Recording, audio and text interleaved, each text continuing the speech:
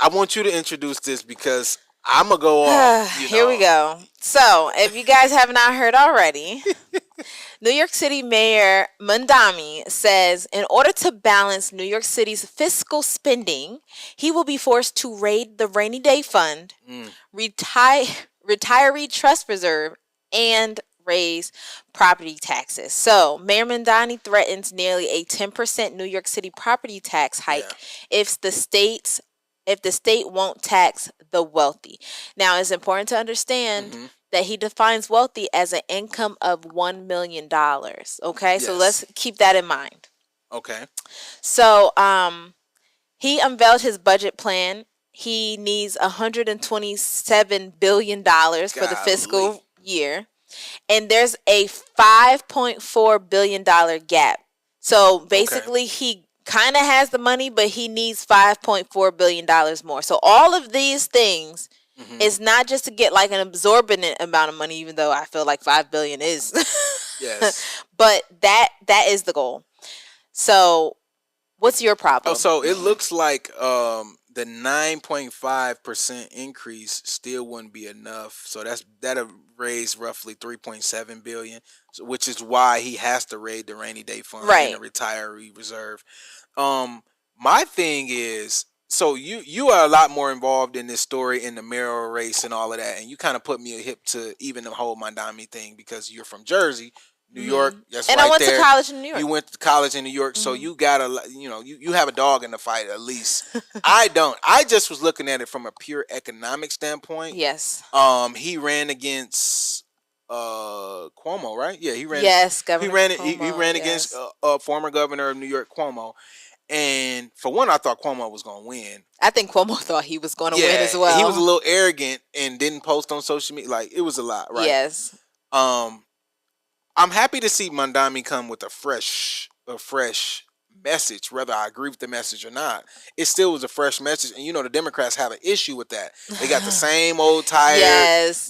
We can't do anything. Yeah, we're trying. Trump is bad. Like, he came with a new plan, whether it was going to get implemented or not. So I got to give him credit for that. But I knew a lot of the stuff he was saying wasn't going to be able to go through, like the free buses, free childcare, free grocery store. It was a lot of stuff, and we're never going to raise rent. Yes. We're never going to do this. Well, we're going to tax the wealthy. I knew that wasn't going to happen because, for one, if you're giving out all these free services, where's the money coming from?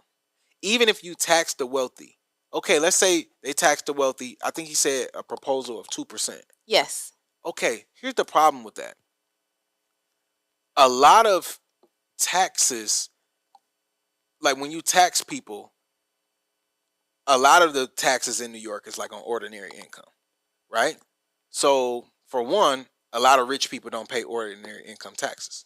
So that $1 million might be the corporate executive's salary, but he's really being paid in stock.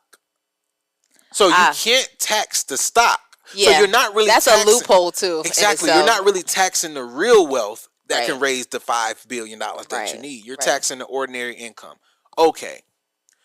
Number two is they got the best accountants and the best lawyers in the business. They can figure out a way to scheme to make it look like you make $950,000. I can just make exactly. If you put it at $1 million, okay, my compensation package is going to be $800,000. Yeah.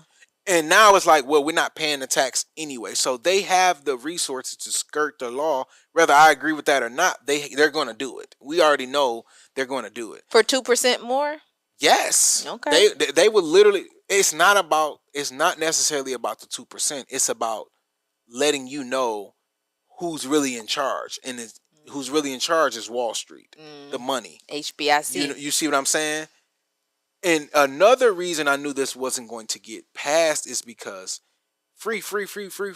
There's no such thing as free. Remember I was just telling you about even with the no property taxes in Florida shit.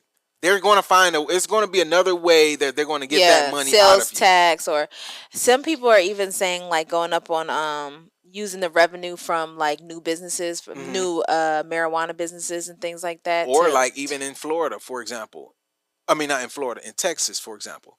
You don't have no state tax, but you want to open an LLC in Florida, that shit gonna cost like $600-$700. So like That's where they're getting their revenue from. You see what I'm saying? Other entities. If you want to open a business in Georgia or in Michigan or places like that has state taxes, right? It might be 150. So they're getting the money. They're offsetting. They're offsetting the cost. So I mean, my thing with Mamdani is people are going to turn on him. His supporters are eventually going to turn on him because the reason he can't get this passed is Governor Hochul. Yeah. Hochul. Hochul. Yeah. She's not going to raise the taxes on wealthy people. She's not about to do it. And that's what I'm saying. I'm like, if she's going to leave soon, why wouldn't she just raise the taxes and let it be the other person's problem? And a lot of his plan was on raising the taxes. No, a lot of his plan was, I need her to play ball with me in order to do it. And that's what Cuomo was trying to say. Obviously, he did a horrible job of communicating. Like communication, right. But people thought he was just going to come in and free. Oh, I'm going to be able to do this and get this done. And it's like, well, there's a balance of government. Well, here's the thing. It is important to know, I mean, Governor Hochul isn't all bad. She did agree to offer him $1.5 billion in state aid to the city. Okay. So she did offer the state some state funding to the gap because there's a $5.4 billion gap. But sounds like that would do enough to just not have to do the rainy day fund. That's what I'm thinking. Trust reserve. I was gonna say maybe if he goes back to the drawing board and work with what he has or what he can get, because at the end of the day, the governor calls the shots. Yes. And you can beg and plead, but the governor calls the shots. Yeah. So if she's willing to say, hey, you got a 5.4, I'm going to give you 1.5, figure out the rainy day fund or something like that. Yeah. Maybe he can get donors. Here's my thing. Mamdani doesn't seem like the type of person to just wave the white flag and just give up. Yes, I definitely. I mean, you got to realize this is the person who went to a bar crawl getting votes. Like, he's creative, and so I agree with you. People will turn on him if he does not get creative about closing that gap. One of his things was. And you stayed in New York, you went to school there, like, the rents are high as hell. Jesus. Right? And one of his things... Well, roommates, because you need a roommate. One of his things was, I'm going to get rid of the slumlords, and I'm going to freeze rent and make sure your rent doesn't go up.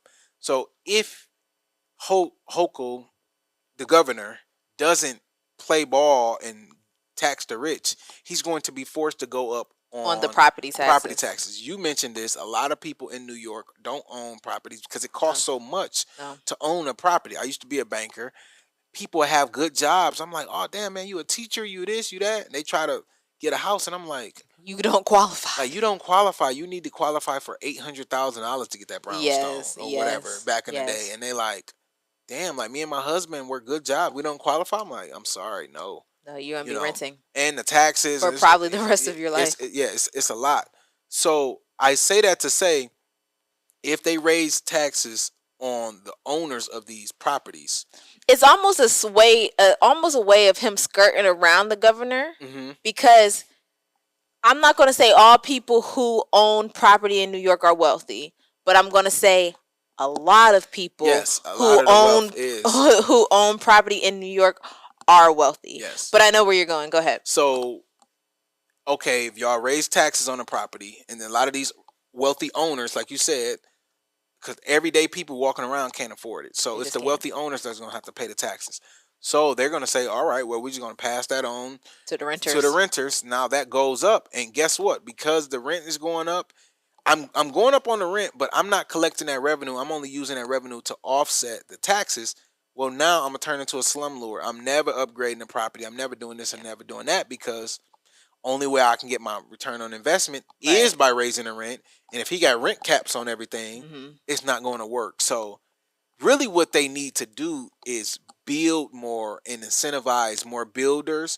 And they need to repurpose a lot of those buildings that are in New York, in Manhattan, in these places that are empty because a lot of people are working from home now.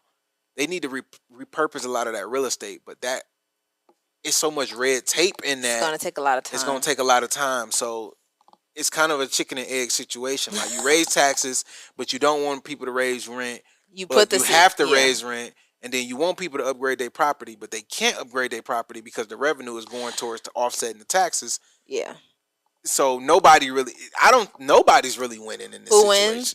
I don't know. I know that people are making ends meet day to day. Sometimes, even if let's say what you say is correct. Let's say the property taxes get raised and therefore the rents get raised. And then people turn on him because guess what? His platform was, we don't need to go higher on the rents. People are not going to pay those rents. That's going to be the issue. And I think that when more people stop paying their rent, then it's going to be you're going to have to, as a landowner in New York City, you're going to have to take the L on your profit margin. Yeah. That's just what it is. And I'm so sorry but I am for the people. Sometimes profit margins shrink and that needs to be okay. As long as you're still making a profit, let them people live where they need to live. Just take the L on the profit margin. Again, even if they do that, right? Let's say we buy into that, right? As property owners, we New Yorkers, let's say we buy into that. Yeah. Well, that's going to, again, turn me into a slumlord. Because you can't tell me to take the L on the profit. I done took the L on the chin with the profit. So my profits went down 10% because taxes went up. All right. But now you want me to upgrade your shit too? Now you want your shit to be luxury. Now you want a new kitchen countertop. Now you want like I'm taking 2 punches. When am I gonna be able to fight back? I'm not. So it's not gonna help the renters. Now the owners are going to get the appreciation of these assets. So let's not sit here and act like they're in the charity business. Like they're gonna make money off the appreciation and being able to refinance and do all of that. But they're never going to be able to upgrade their properties and do all of that because... But maybe it offsets, though, because we got to remember, he don't just want the money to pocket it. He wants the money so that he can fund 2027. So 2027. So imagine, you take the L here in one area, but now you got free childcare in this other area. And see, that's the problem is the rich people... They don't care. They don't give a like they don't like care. I was paying childcare, no problem. They pay childcare out of pocket. They got the best childcare, so it's just not gonna, Yeah. Well, I'm still rooting for Mamdani. I think it's gonna. Hopefully, he's gonna get creative and it's gonna work out. And because here's the thing, if he closes that gap, everybody will benefit. Well, I'm rooting for him too because I don't want New York to fail. I mean, I don't want New York to be like I don't want to look up and unemployment 20% in New York because of this and that. Like I don't want New York City to fail. That's the capital of finance in America and the globe. And if this works, again, it sets a precedent. Exactly. So I don't want him to fail. I just don't see like we agree upon some of the results of rent going down, the properties getting upgraded. Obviously, we agree upon that. But the route to get there is where I disagree. I just don't think giving away free, and then asking wealthy people to pay for it, which they have the money to pay for it, but they also have the lawyers to skirt around not to pay for it. The resources. Yeah, a lot of people gonna end up homeless.